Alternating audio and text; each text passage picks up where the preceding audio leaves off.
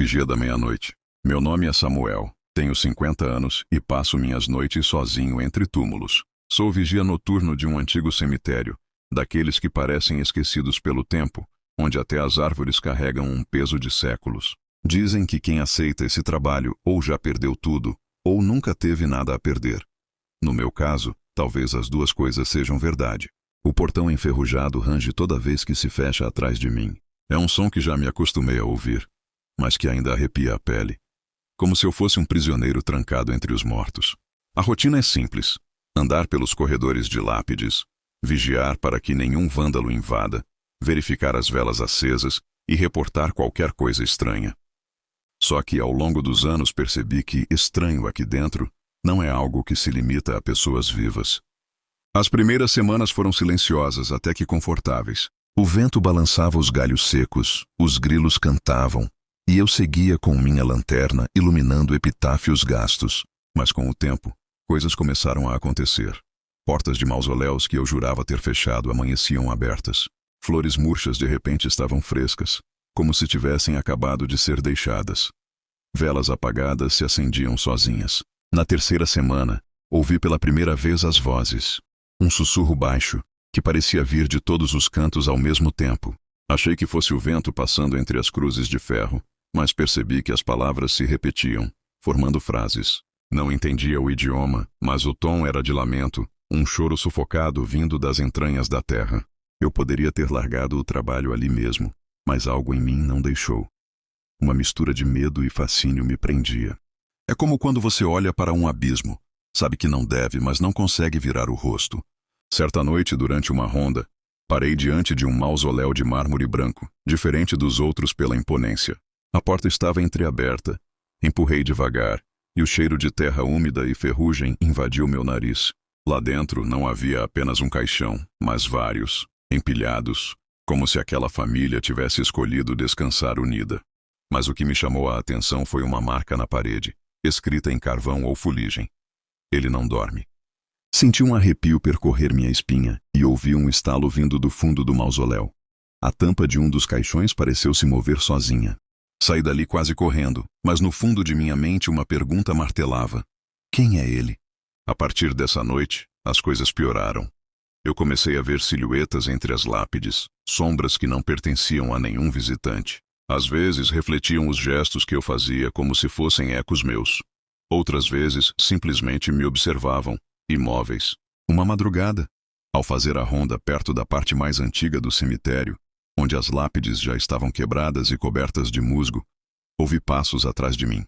Apressei o ritmo, certo de que algum vândalo havia entrado.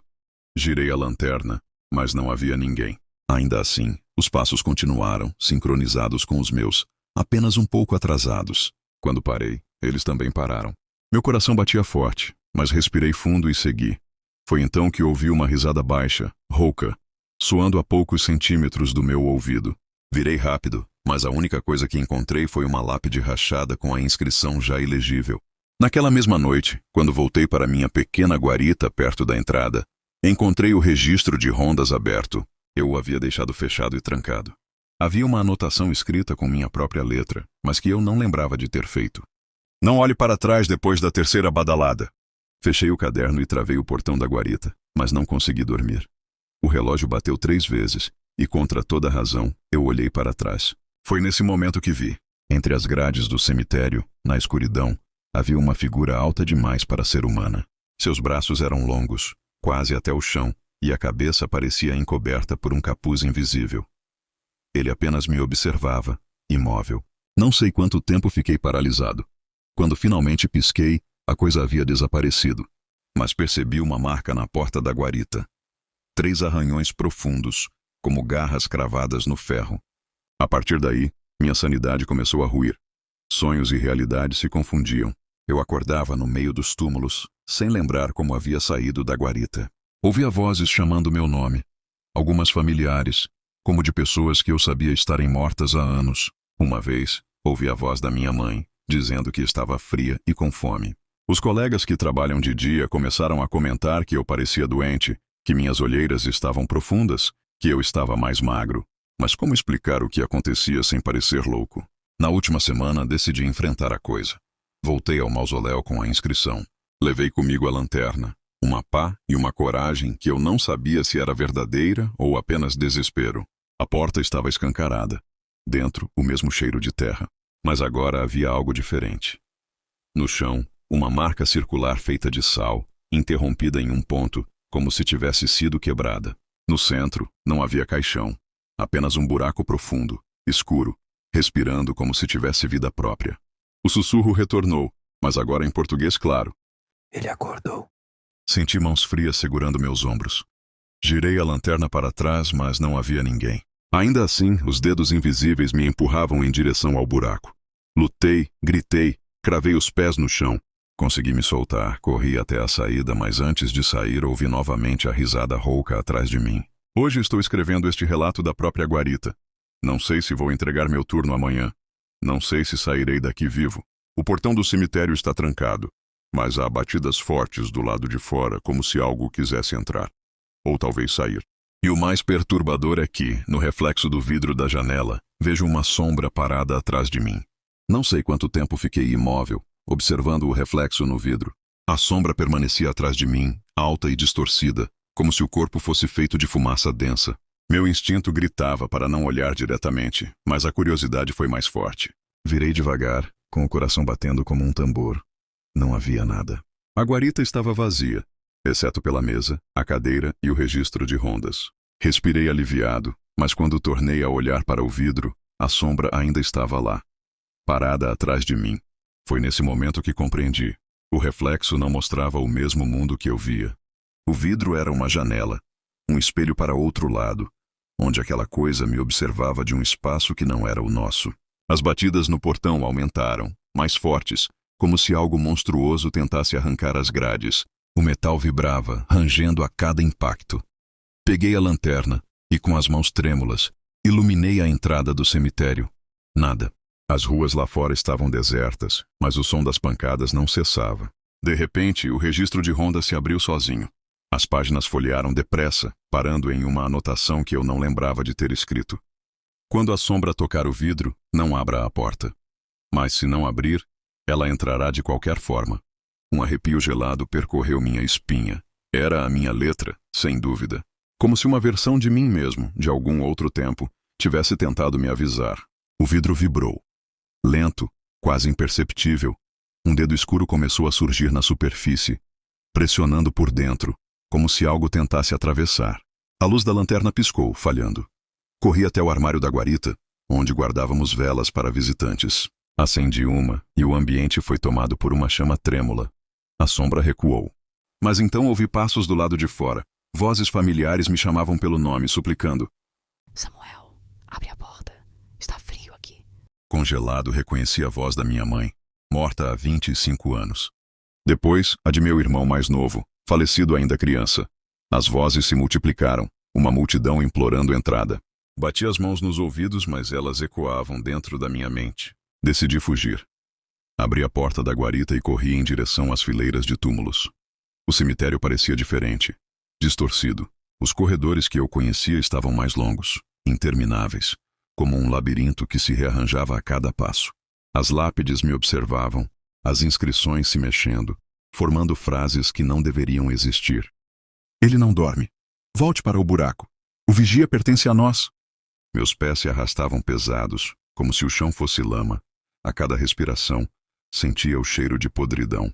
Foi então que vi o mausoléu outra vez, o de mármore branco, agora com rachaduras profundas. A porta estava escancarada, e o buraco em seu interior pulsava como um coração vivo. Dessa vez não havia só escuridão. Uma risada profunda ecoou, preenchendo o ar.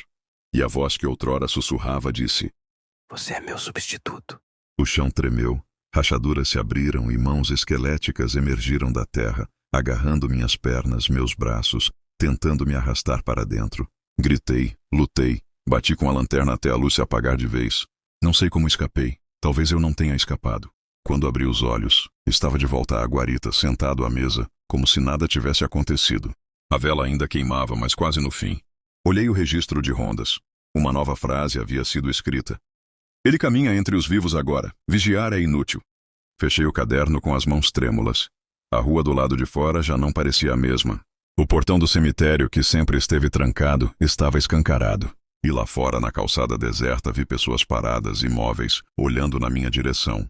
Quando ergui a lanterna, percebi que não eram pessoas comuns. Os olhos deles eram ocos e todos sorriam ao mesmo tempo. As badaladas do relógio ecoavam como marteladas na minha cabeça. 3 vezes. Sempre 3. O número que perseguia minhas noites desde a primeira vez que olhei para trás. A rua diante do cemitério estava tomada pelas figuras imóveis. Eu conseguia vê-las claramente agora. Corpos sem carne, mas cobertos por sombras densas, sorrindo com bocas largas demais, como se os rostos fossem máscaras rachadas. O portão escancarado os convidava para dentro. Minha mente gritava para correr, para fugir dali, mas minhas pernas pareciam fincadas no chão. Peguei a vela quase apagada e o registro de rondas, como se fossem talismãs contra o que quer que fosse aquilo. A chama tremia, e eu sabia que quando se apagasse, não haveria mais barreira alguma. As figuras começaram a avançar lentamente, atravessando o portão, uma a uma, em silêncio absoluto. Não faziam barulho de passos, apenas deslizavam. Eu recuei para dentro da guarita, fechei a porta e empurrei a mesa contra ela, como se um pedaço de madeira fosse capaz de deter aquilo. O registro então se abriu sozinho, e uma última frase surgiu diante dos meus olhos, escrita com minha letra trêmula. Você não é o vigia, você é a vigia. Não entendi de imediato, mas então lembrei da inscrição no mausoléu, da voz profunda dizendo que eu era o substituto. A verdade se ergueu diante de mim como um túmulo aberto. Eu não estava ali para proteger os mortos. Eu estava ali para mantê-los presos. O portão havia sido minha responsabilidade. As rondas, as anotações, tudo fazia parte de um ritual antigo que eu nunca compreendi. O vigia não era apenas um cargo, era uma prisão viva, uma função passada de geração em geração, sempre de forma silenciosa. A vela se apagou. As figuras atravessaram as paredes como se fossem feitas de neblina. Cercaram-me dentro da guarita. Suas bocas se abriram em uníssono, e de cada uma delas saiu a mesma voz que ouvira no mausoléu. O anterior falhou. Agora você é o portão. Senti meu corpo gelar, e uma força invisível me ergueu da cadeira. Minhas mãos se abriram sozinhas, deixando o registro cair no chão. Pude ouvir ossos estalando, carne rasgando, mas não senti dor, apenas vazio, como se minha essência fosse sugada. Quando tudo cessou, não havia mais corpo, não havia mais sangue, apenas escuridão e silêncio. E então, lentamente, meus olhos se abriram outra vez. Eu estava diante do cemitério, parado como uma sombra entre sombras. Eu não respirava, mas via. Eu não falava, mas ouvia. E compreendi. Eu havia me tornado aquilo que sempre temi. Agora eu era parte deles. Agora eu era o vigia.